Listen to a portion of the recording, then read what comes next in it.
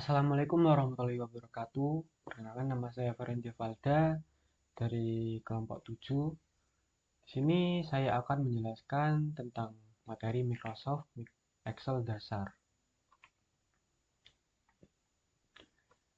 Baik, jadi ini adalah table of content atau daftar isi. Yang pertama yaitu pengenalan Microsoft Excel. Baik, yang kedua fungsi dan rumus dasar. Yang ketiga sort data. Yang keempat grafik atau chart.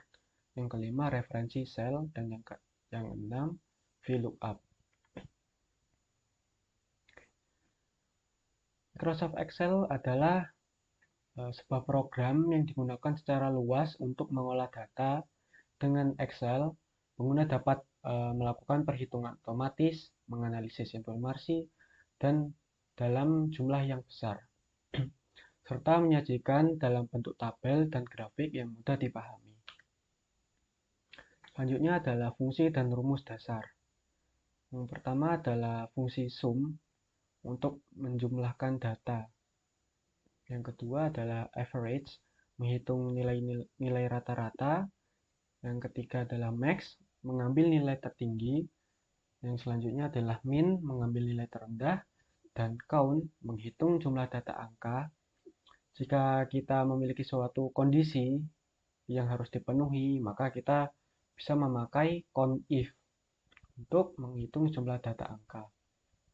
Selanjutnya adalah left, mengambil karakter dari kiri, right, mengambil karakter dari kanan, dan mid, mengambil karakter di tengah. Dan yang terakhir adalah if, itu untuk logika kondisi. Contoh untuk logika if, itu jika kondisi kita terpenuhi, maka akan menampilkan lulus. Jika kondisi kita tidak terpenuhi, itu akan menampilkan gagal. Itu seperti itu. Oke, baik, selanjutnya adalah sort data. Jadi sort data ini digunakan untuk mengurutkan data dari besar ke kecil atau dari kecil ke besar. Nah, untuk melakukan sort data ini kita cukup mengblok tabelnya, lalu kita klik kanan dan kita pilih kita mau dari kecil ke besar atau besar ke kecil untuk karakternya. Selanjutnya adalah grafik atau chart. Baik, untuk grafik atau chart ini bisa berguna untuk menampilkan atau memvisualisasikan sebuah data dengan tampilan seperti ini. Bisa memakai bar, bisa menggunakan tampilan seperti bulat seperti ini. Jadi seperti itu. Selanjutnya adalah referensi sel. Itu ada dua, relatif dan absolut. Untuk yang relatif itu data selnya itu dapat berubah. Contoh jika kita memasukkan sebuah fungsi ke dalam Excel, jika kita melakukan fungsi itu yang sama ke baris di bawahnya dengan cara menarik kotaknya agar yang ke bawah juga terisi dengan fungsi yang sama, maka data selnya itu akan berubah-ubah, maka akan turun ke bawah dan turun ke bawah seterusnya. Jika kita menggunakan absolut, maka sel kita akan terkunci. Itu caranya dengan menekan F4 agar sel kita itu tetap tidak berubah-ubah atau dikunci seperti itu. Yang terakhir adalah VLOOKUP. Jadi VLOOKUP ini berfungsi untuk pencarian data. Contohnya di sini ada dua tabel, yaitu ada tabel untuk animal dan speed dan weight, dan yang selanjutnya adalah hanya animal dan speed saja.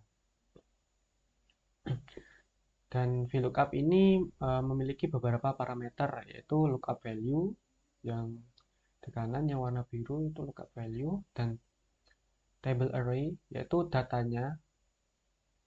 Call index yaitu dia kita ingin menampilkan kolom keberapa. Contoh kita ingin menampilkan speed.